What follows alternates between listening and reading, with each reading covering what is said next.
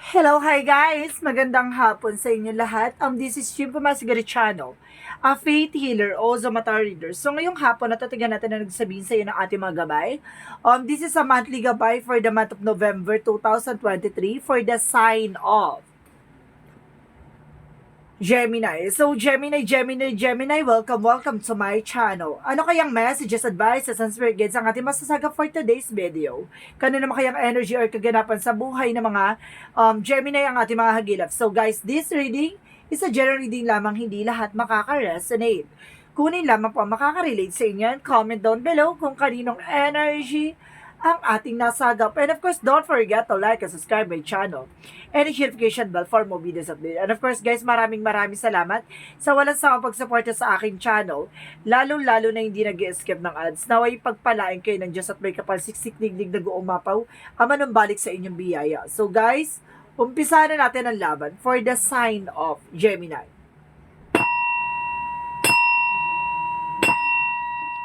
Okay guys, umpisahan na natin, no? Shuffle lang tayo ng very light para at least plakado at pasabog.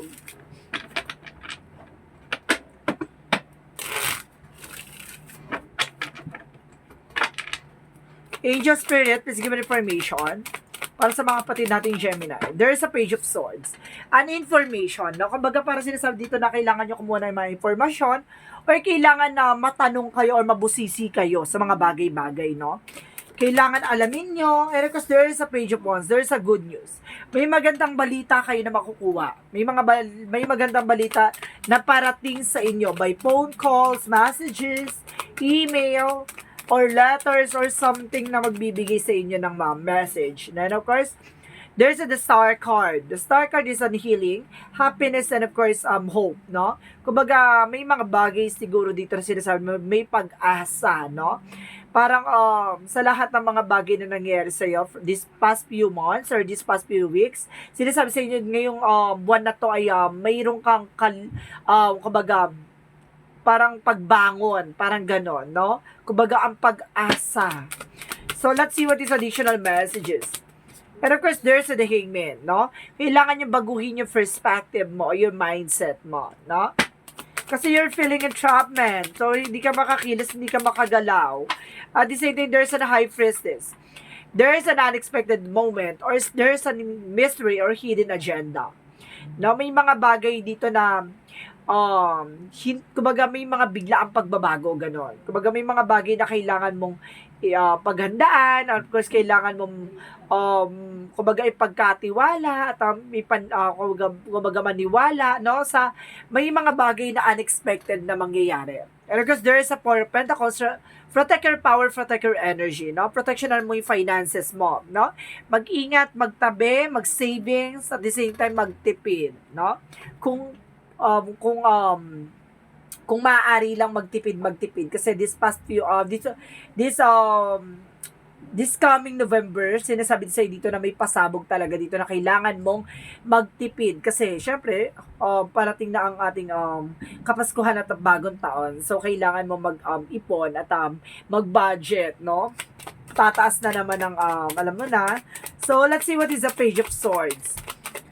And of course, there is a Chariot card, the taking action, no? Kailangan mo mag-take ng action at kailangan mong kumilos, gumalaw, at kailangan mo alamin yung mga bagay-bagay, no? Na magdadala sa iyo sa victory and success. At sinasabi sa dito, kumbaga dapat handa ka sa, kumbaga humarap sa mga pagsubok, sa mga obstacles, sa mga challenges, and any experiences, no? So, let's see what is the Page of Wands. So, parang handa kang matuto sa lahat ng bagay, gano'n. Because there is a temperance, there is a perfect timing or divine timing, no? Kumbaga, panatiliing balanse ang emotions and of course, ang sarili mo. Kasi, kumbaga, sinasabi itong balita na ito magdadala sa'yo ng, kumbaga, ng patience or kapayapaan or something na magbibigay sa iyo ng a perfect timing, no? So, let's see what is the Star card. Star card represent the Ten of Swords. Okay. There's an ending. So, ibig sabihin dito, kumbaga tinatapos na yung kumbaga betrayal, deception, disaster, or something na nagbigay sa'yo ng betrayal. No? Kumbaga tinatapos na dito. And of course, there's an hope, no? Kumbaga may pag-asa talaga, no? Na muling makabangon ka. At there's an healing. Magkakaroon ka ng kagalingan, no? Sa anumang uri ng aspeto yan. So, let's see what is the hangman. So, there's a Six of Pentacles. Magtutuloy-tuloy daw about sa finances. So, kumbaga you're feeling entrapment. Parang feeling mo hindi ka makakilis, hindi ka makagalaw. Pero this time, there's a giving and receiving something by the universe. Na ibibigay sa'yo na, kumbaga, regalo to na magtutuloy-tuloy na raw about sa finances, no? Kailangan mo lang baguhin yung perspective mo, yung mindset mo, para nang sa ganun ay bumangon at muli nang umikot ang magandang kapalaran sa'yo. Let's see what is the High Priestess. High Priestess represent the King of Wands. Kumbaga, there's a visions. Tingnan mo kagad yung bigger picture of yourself. Either, there's desires into reality. May mga pangarap ka or may mga hangarin ka na gusto mo may sa katuparan. There's a mystery behind the sinasabi dito. There's a hidden agenda na kailangan mo paghandaan. Tingnan mo lagi yung magiging, kumbaga, possibilities para hindi ka, kumbaga, walang disappointment or rejection na magaganap. So, let's see what is the Four of Pentacles. Let's see what is the Four of Pentacles. Four of Pentacles represent the Two of Wands. There's a decision, no? Kumbaga, kailangan mo mag-decision dito about sa finances na kailangan mo mag-tipid, kailangan mo budget. And of course, there's a choices kasi. Choices mo pa rin yan. And of course, there's an Eight of Cups for the Page of Swords and of course, the Chariot card, no? Kumbaga, there's a moving on, no? Kung hindi ka kikilos, hindi ka makakalis sa situation. Na kailangan mo mag-moving on, mag-moving forward, no? Kumbaga, kailangan mong alamin pa, may mga bagay na kailangan mo pang i-research or something na, kumbaga, dagdagan ng information kung ano man yung pinagagawa mo or ano man trabaho, negosyo, hanap buhay mo, na magbibigay sa'yo ng success or victory. So, let's see what is the Page of Wands and the Temperance. There's a Queen of Cups. There's a healing. Magkakaroon ka raw ng healing dito in all aspects. Sinasabi sa'yo dito, there's a perfect timing. Time to heal and time to progress. So, ibig sabihin dito, there's a takes time, no? Oras talaga ang kumbaga, kailangan nyo habaan ng pasensya nyo dito. Kasi may panahon na pagkakataon talaga na ibibigay sa'yo about sa healing. At then, of course, kailangan maging mature ka about sa finances, sa lahat ng bagay. Kumbaga, in all aspect, kailangan maging mature, and of course, confident, and of course, habaan nyo yung pasensya mo. So, what is the Star card? And of course, the Ten of Swords. What is the Star card and the Ten of Swords? And of course, there is a Seven of Pentacles. So, ibig sabihin dito, guys, there's kumbaga, harvest time. At the end of the time, kumbaga, itong pinangarap mo, itong kaligayahan at karangyaan, or sinasabi dito na, kumbaga, pag-asa mo, kumbaga, matatapos na yung betrayal. And of course, matatapos na yung pighati at paghihirap mo. So, kumbaga, harvest time na, kumbaga, kung ano yung pinaghirapan mo, makukuha mo na. So, paying off na siya, guys. So, what is the Hangman? Of course, the Six of Pentacles. What is the Hangman of the Six of Pentacles? The Hangman of the Six of Pentacles, there's the World card. There's a travel. Some of you, there's a travel or there's a communication by outside the world or something na ibang bansa, no? Kumbaga may message ka or baka makakapag-travel ka na around the world or something na trabaho, no? Bakit ito hinantay mo na ang tagal-tagal mo na nag-apply? So, this is it na, no? Kumbaga nakakuha ka na ng information regarding sa or visa, nakuha mo na yung visa, or something na makakapag-layag ka na or makakalis ka na. So, what is the High Priestess and the King of Wands? There's the Wheel of Fortune. So, there's a turning event, no? Turning of the situation. So, umikot na yung kapalaran sa'yo dito with the unexpected moment, no? Kumbaga, yung visions, kumbaga, binitions mo to na mangyayari na. So, this is it. Mangyayari na nga. So, what is the Four of Pentacles and the Two of Wands? So, there's a death card. There's an ending and a new beginning. So, dapat mo nang tapusin yung mga vanity or mga walang kabuluhang bagay. Katulad mo yung mga choices mo yan Kumbaga, nasa sa'yo pa rin yan kung iiwasan mo or kumbaga, magkakaroon ka na kaisipan about sa finances and investment, no? Investing yourself. No? Kumbaga, sinasabi sa'yo dito na kailangan mo na tapusin o kailangan mo na magkaroon ng transformation, no? So, let's see what is the outcome. Let's see what is the outcome. Ano yung pinaka-outcome this coming November? No? Ang pinaka-outcome is the Page of Pentacles. Manifestation that brings you kumbaga, unity or something na partnership or unified love. There's a unified love dito. And of course, let's see what is additional. There's a magician. There's a manifestation. May mga bagay na mamamanifest ka dito. And of course, there's an offer. Wow! There's a romance angels. And of course, a romantic feelings or romantic, kumbaga, gesture or something. Kumbaga, meron ditong talagang nakalaan na ibibigay si ni God na para sa'yo talaga ang pag-ibig na to. Na magdadala sa'yo ng partnership and of course, manifestation and investment. Taray, pang matagalan talaga. There's a long-term investment ako nakikita dito. So, keep moving on. So, let's see what is the love oracle card. Pasabog ka dito, Gemini, ha? There's a love, oh, I told you so. There's an unconditional love. Affection and attractions. And of course, there's a hand of a card. Ibig sabihin, take a chance. And risk. And of course, sinasabi dito, there's a clarity, a truth, revelation, and power, no? Kumbaga, mapangahawa ka mo na at ito yung matagal mo nang inaasam-asam na magkaroon ka ng pangmatagalang relasyon o kumbaga mahanap mo na yung taong para sa'yo talaga. So, this is it. Lumaban ka. So, let's see what is the yin and yang oracle card. What is the yin and yang oracle card? Yin and yang oracle card, there is a temptation. No? Alisin mo yung tukso. There's a release, surrender. Na kailangan mo i-release tong tukso na to. There's a temptation. Maraming tukso sa paligid mo. Na marunong kang dumistansya at marunong kang kumawala dyan. So, let's see what is Archangel Michael messages. Archangel Michael is a focus upon divine perfect health, no? Mag-focus ka sa health mo. Kumbaga, some of you, kumbaga, baka nakakaranas ng stress or depression or something, anxieties. Kumbaga, kailangan pagmasdan mo yung sarili mo or something na kailangan mo mag-diet or kailangan mo kumain ng mga masusustansya or something na, kumbaga, mataas sa, kumbaga, ano kailangan ng katawan mo, no? So, let's see what is additional messages. And of course, sinasabi dito, there's a fall into arms. Sinasabi dito, surrender, no? Kumbaga, kailangan mong pakawalan yung mga bagay-bagay, no? Kung para sa'yo. Kumbaga, kailangan yung tao na itong magmamahal sa'yo, kailangan mahalin yung flaws mo. No, kung ano man yung pangit sa'yo. And of course, there's a jump in. See? Say yes to change. Dapat handa ka sa pagbabago, no? Ang pagbabago na to ay mangyayari nawa, no? So, let's see what is the angel's number. Let's see. There's a 16. I am perceptive. O, see? Sinasabi sa'yo dito na you have an inquisitive mind that allow you to uncover important truths. You have a special ability to read into others people's feelings and wisdom seeker in your angels as to share your knowledge for the benefit for others. Ibig sabihin dito, may thoughts ka, and of course, may knowledge ka na makatulong sa ibang tao like advices, a mentor or a teacher. Kumbaga, sinasabi sa'yo dito na kayang-kaya mo siyang mabigyan ng advices or messages or informative messages na makakatulong sa kanya, no? So, let's see what is the chakra. Let's see what is the chakra. There's an abundance. Talagang magkakaroon ka ng parang dito ng kasaganahan dito, ha. Pero kasi sinasabi dito, there's a passion. Kailangan talaga yung gusto ng puso mo, talaga yung talagang gusto mo talagang gawin, no? Wag yung pilit. And of course, there's an impasse, no? May mga tao or situation dito na parang sinasabi na harang ka.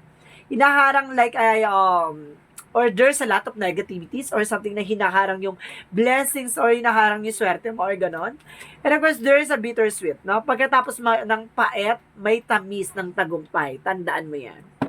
So, let's see what is additional messages for this energy. For this energy, give me information. There's a contract. Some of you guys, there's a balance. Kailangan magkaroon ka ng heart-to-heart collaborations. At the same time, there's a fifth chakra Archangel Gabriel by your intuitions. No? Binibigyan ka dito ng Archangel Gabriel magbigyan ka ng kaisipan o mas malawak na kaisipan na malaman yung mga bagay-bagay, no? Kumbaga makinig ka sa inner voice, gut feeling, instinct, intuitions. So, let's see what is Archangel Raphael messages. Archangel Raphael messages said, second option. So, kailangan yung second option na kung may mga nararamdaman ka, nagpapatingin ka sa doktor or something, kailangan mo ng pangalawang opinion. No? So, let's see what is additional messages. Additional messages. And of course, guys, there's yoga. Kailangan nyo na exercise. No? Exercise, tamang diet. And of course, massage. And of course, career change. No? Para babaguhin yung career nyo dito. At the same time, there's a family. You are also family-oriented. Or there's a family involved. No? So, let's see what is additional messages. There's a trust. No? Magtiwala ka sa process at progress. At magtiwala ka sa mga bagay-bagay na mangyayari para sa. And of course, there's a prophecy. Ibig sabihin, may mga bagay or visions ka na nakita na mangyayari, no? Kumbaga, prophecy is premonitions. Yung nakita mo na yung mangyayari sa'yo sa hinaharap. No, nagkaroon ka na ng ganong instances. No, kumbaga nalaman mo na, kumbaga ito yung dapat kong gawin kasi ito yung makakatulong sa akin. Kumbaga you have an abilities na kumbaga masilip yung mga mangyayari. So let's see what is the Monsology. Let's see what is the Monsology. Believe in the impossible. No, kailangan maniwala ka sa lahat ng mga imposible ay posible. And of course, the end of the cycle approaches. No, kumbaga sinasabi dito, tinatapos na yung mga masasakit na yugto ng buhay mo. No, let's see what is additional messages for you. Additional messages. There's an happiness. Wow, ang kaligayahan, and you are also, you are on the right path. And of course, there's an adversity, no? Kumbaga sinasabi dito yung mga bagay na nararanasan mo, yung challenges, obstacle, kumbaga best way yan ni God para matutunan mo yung lahat ng bagay. And of course, there's a blame. Na wala kang ibang sisisihin kundi sarili mo sa lahat ng decision mo. It's your choice, no? Choices mo yan. So, let's see what is the Jesus loving quotes. Sinasabi dito, given shall be given to you, no? Kung hindi mo ibibigay, hindi ipagkakaloob sa'yo. So, ibig sabihin dito, kailangan mo i-surrender kay God lahat ng bigat, problema, pinagdadaanan, sakripisyo. Kumbaga kung ano man yung kalungkot at kaligayahan, laging mong tatandaan na gawin mong sentro si God sa lahat ng mga pangyayari sa buhay mo. Kumbaga, ibibigay at ipagkakaloob niya yung mga bagay na para sa'yo, no? Lumapit ka lang sa Kanya. So, what is the Romance Angels? At sinasabi dito, there's a healing family issue. So, there's a family involvement talaga, no? Some of you, there's a toxic family or toxic, kumbaga, there's a family dito na involvement, no? Kumbaga, there's a healing family issues, no? Kumbaga, may involvement pagdating sa love life niya dyan, kumbaga, baka hindi tanggap ng person mo, o ikaw hindi tanggap ng pamilya niya, something na gano'n. So, let's see what is the messages of life. Okay, sinasabi dito, there's an overcoming. So, sinasabi dito, guys, today is in this great school of life. I practice self-discovery by acknowledging my fears, anger, and ego separate me from my divinity. I allow the light grow inside me. In this light gives me the power to reign over my inner kingdom. Today, I overcome all that separates me from the light that is true self. Ibig sabihin dito, alam mong ilalayo ka ni God, no? Yung mga bagay na walang potensyal sa'yo. Kumbaga, alam niya hindi magsiserve sa'yo at hindi ka magkakaroon ng benefits diyan. No, kumbaga sinasabi sa'yo dito, like I said, parang yung fear, yung ego, yung anger na yan, iaalis siya na lahat ng mga toxic attitudes mo na alam niyang hindi makakabuti sa'yo in the near future, iaalis niya yan. At ipapaalam niya sa'yo at kumbaga i-clear out niya lahat ng bagay na yan na kumbaga kailangan mo ayusin yung attitudes and mindset at the same time yung ways mo and of course yung perspective mo, no? And of course ang family mo na nagbibigay cause ng obstacles and failures sa'yo. So guys, this is a monthly gabay for the month of November 2023 for the sign of Gemini. This reading is a general reading lamang, hindi lahat makaka-resonate. Kunin lamang po makaka-relate sa inyo and comment down below kung kaninong energy ang ating nasagap. Maraming salamat sa walang sambog suporta sa aking channel. Lalong-lalo na hindi nag-skip ng ads na way pagpalain kayo ng Diyos at may kapalsiksik-tiglig nag-uumapaw ang bumalik sa inyong biyaya. And of course, maraming salamat guys and see you in the next video. Bye-bye and babush!